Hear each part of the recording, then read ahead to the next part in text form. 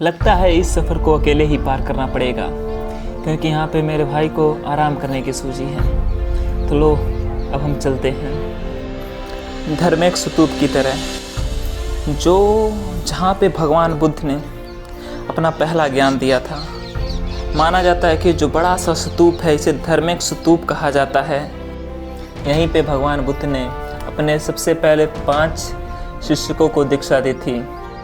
यहाँ पे मॉन्क्स कुछ शिक्षा दे रहे हैं अपने स्टूडेंट्स को, और यहाँ पे बगल में ही कुछ देसी लोग दिख सकते हैं जो अभी को आए हैं, और ये ताऊ जी तो यहीं बैठ गए, और ये सब लोकल ही लोग हैं। माना जाता है कि लगभग 200 साल बाद, मतलब भगवान बुद्ध के मरने के 200 साल बाद चक्रवर्ती राजा अशोक ने इसकी स्थापना कराई थी उनकी याद में, ताकि वो पूजा कर सकें। क्योंकि वो लोग मूर्ति पूजा को नहीं मानते थे, इसलिए उन लोगों ने स्तूप बनाया जिसके अंदर बुद्धों की और भगवान बुद्ध की अस्थियां रखी गई हैं। आज तक कभी इसे खोला नहीं गया है और ना ही भविष्य में इसे खोला जाएगा। इसे भारत की एक धरोहर की तरह सजो के अभी तक रखा गया है। आप इसमें कई तरह की नक्काशियाँ बनी हुई देख सकते हैं। देख सकते हैं कि यहाँ पे फूल, पत्ते और गुलाब और कमल की नक्काशियाँ बनी हुई हैं, और इसे कई बार रिनोवेट किया गया है। और रिनोवेट करने का तरीका काफ़ी आश्चर्य में मुझे डाल दिया जब मुझे पता चला ये कैसे रिनोवेट किया जाता था। मतलब हम ऐसे नहीं कर सकते कि इसका कोई हिस्सा टूट गया या कोई ईंट टूट गई तो हम सीमेंट या अम्बुजा सीमेंट लगा के जोड़ देंगे। इसे जोड़ने के लिए हमें वही पुराना तरीका आजमाना पड़ेगा जो भगवान बुद्ध के ज़माने में लोग सीमेंटिंग करते थे, पत्थरों की और ईंटों की। उसके लिए शहद, गन्ने का रस, चूना और मूंग की दाल और भी ऐसे कई तरह की चीज़ें थी जिसे मिक्स किया जाता था और उससे सीमेंटिंग की जाती थी। उसके बाद ईंटों और पत्थरों को चिपकाया जाता था एक दूसरे से, और आज भी अगर कोई हिस्सा टूट जाए इसका तो आज भी हम ऐसे ही इसे चिपकाते हैं। इसको रिनोवेट ऐसे ही किया जाता है, ना कि किसी एडवांस सीमेंट से। पहले लोग इसे बस एक खंडहर समझते थे, यहाँ पे कुछ था नहीं। जैसे कि आप इमेज में देख सकते हैं, उसके ऊपर पेड़, झाड़ियाँ सब लगी हुई थी। किसी को नहीं पता था कि यहाँ पे भगवान बुद्ध ने अपना पहला ज्ञान दिया था। पर इसके पीछे की कहानी भी बहुत रोमांचक है कि लोगों को कैसे पता चला कि आखिर यहाँ पे भगवान बुद्ध ने अपना पहला ज्ञान दिया। इतिहासकार कहते हैं कि बनारस के एक राजा ने जो अपने महल को रिनोवेट करने के लिए ईंटा, पत्थर और चूने की ज़रूरत थी, तो उस दूसरे स्तूप जो आज तोड़ा जा चुका है वहाँ के हिस्सों को लाके अपने महल को रिनोवेट और नया बनाने में लग गया। लेकिन जैसे ही अंदर खुदाई होती रही, उन लोगों को बुद्धों के अवशेष, कुछ सामग्री, सोने की चीज़ें और बुद्धों की अस्थियाँ मिलने लगी। तो वहाँ के राजा को शायद एहसास हुआ कि ये ज़रूर किसी तरह का मोन्यूमेंट है और किसी तरह का प्राचीन धार्मिक स्थल। तो उसने जो खुदाई रुकवा दी और उसने अपने जो भी थे मज़दूर उनको निर्देश दिया कि वो जो दूसरा स्तंभ है उस पर खुदाई ना करें। और ये सब उस समय की बात है जब अंग्रेज़ भारत पे राज कर रहे थे।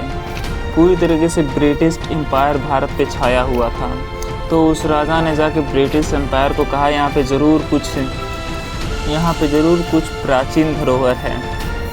सन 1758 में यहाँ पे खुदाई होनी शुरू हो गई, और ये जो आप घर सा बना देख रहे हैं ये पंचायत भवन है। यहाँ पे 5 लोग मिलके सही क्या है गलत क्या है उसका निर्णय किया करते थे और लोगों की समस्या को सोल्व किया करते थे।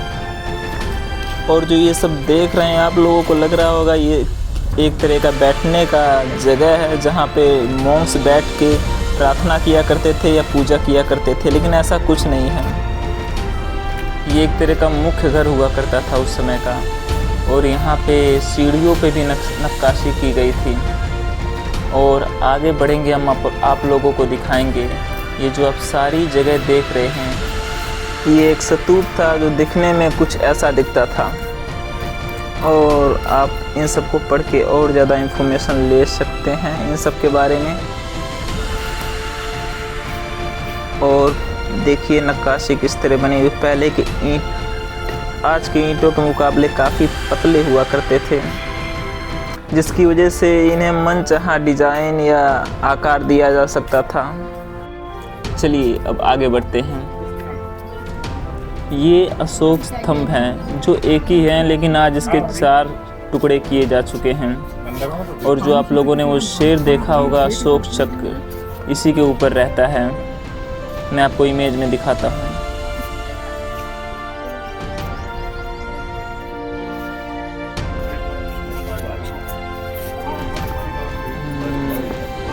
यहाँ पे आप ब्रिटिश को भी देख सकते हैं। और यहाँ पे काफ़ी देशों के लोग आते हैं, जैसे कि रसिया, तिब्बत, चाइना, जापान।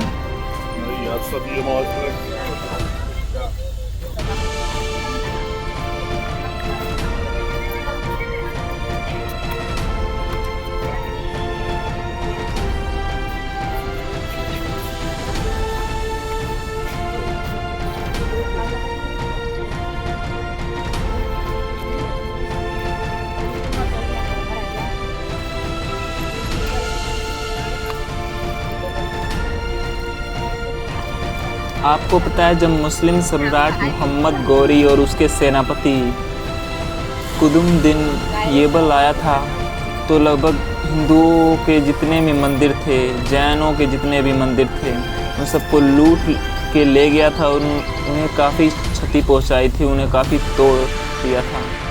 तो उनके हाथों से ये कैसे बचा रह गया? धर्मा स्तूपा कैसे बचा रह गया जब मोहम्मद गौरी ने ना हिंदुओं का मंदिर छोड़ा, ना जैनों का, तो बुद्धिज़्म का भी मंदिर नहीं छोड़ा। और लेकिन ये धर्मा स्तूपा बचा कैसे रह गया? इसके पीछे का सबसे बड़ा कारण माना जाता है ये कि मोहम्मद गौरी जानता था और उसे लोगों ने बताया था कि इसके अंदर भगवान बुद्ध और उनके जितने भी शिक्षक हैं उनके अवशेष रखे गए हैं। मरने के बाद जो अवशेष बच जाते हैं उन्हें वहीं पे दफना दिया जाता है। तो एक तरीके से ये बुद्धों का कब्र बन गया था। और इस्लामिक आइडियोलॉजी के हिसाब से कब्र को कभी खोदा नहीं जाता, इसी के कारण ये धर्मा स्तूपा बच गया। जी, ये जो आप देख रहे हैं ये बुद्धों का विहार था। विहार मतलब रहने की जगह है। और बुद्ध ज़्यादातर बिहार या पाटलिपुत्र में रहते थे, जो आज का बिहार है। इसी की वजह से बिहार को अपना नाम बिहार पड़ा, वरना पहले उसे पाटलिपुत्र कहा जाता था। ज़्यादा बुद्धिस्ट मोंग वहीं पे रहते थे, और जहाँ पे बुद्धिस्ट मोंग रहते थे उस जगह को बिहार कहा गया, और इसी की वजह से बिहार को अपना नाम मिला। और ये जो आप पत्थर वगैरह देख रहे हैं ये अनाज रखने की जगह थी।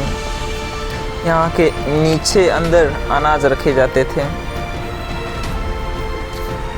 और ये एक तरह का सीलिंग है, मतलब कह सकते हैं छत, बड़े बड़े पत्थरों का छत बनाया गया था जिसके अंदर वो लोग रहते थे।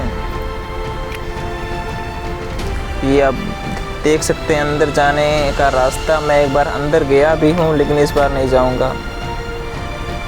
अंदर काफ़ी मच्छर वगैरह भी होते हैं।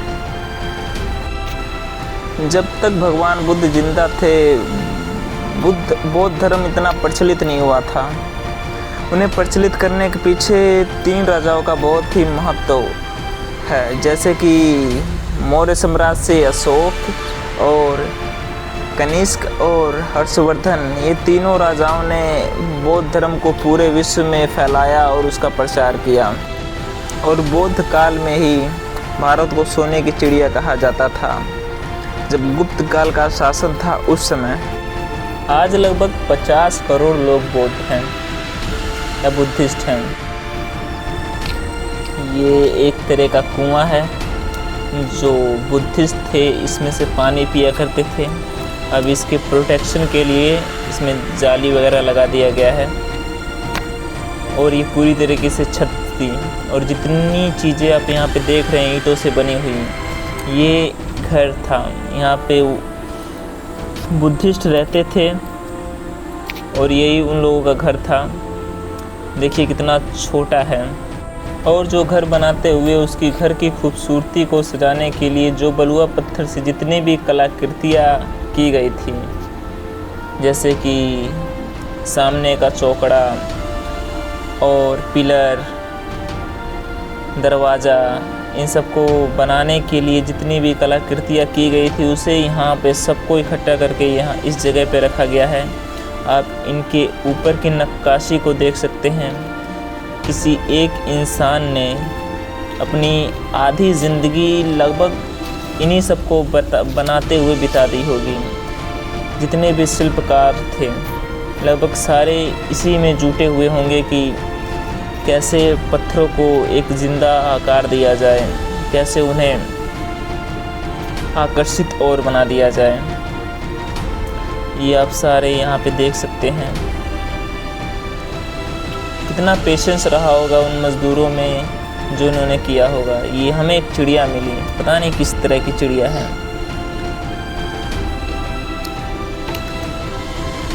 और ये बुद्धिस्ट का घर जहाँ पे वो लोग रहते थे। छत किस तरह की होगी इसका मैं कुछ अंदाज़ा नहीं लगा सकता, लेकिन मेरा मानना ये है कि इस पे भी शायद मोटे और चौड़े पत्थर रखे जाते, जैसे कि आपने पीछे देखा। जरा इन घसे हुए पत्थरों को देखिए, इनका आकार देखिए, कोई भी डायमीटर इन पे फिट नहीं होता। बड़े और लंबे चौड़े पत्थर जो यूं ही जोड़ दिए गए होंगे। और इस समय मैं कोशिश कर रहा हूँ, इन छतों पे कूद रहा हूँ आगे जाने की। यहाँ पे एक पिलर है, इसी पे मैं कूदने वाला हूँ। बस आर्कोलॉजिस्ट वाले ना देखें, वरना मुझे जेल में डाल देंगे। कहेंगे हमारी धरोहर के साथ तुम मजाक कर रहे हो। इस वीडियो में बस इतना ही। हमने लगभग पूरा धमेक स्तूप का आर्किटेक्चर था पूरा खगाल डाला।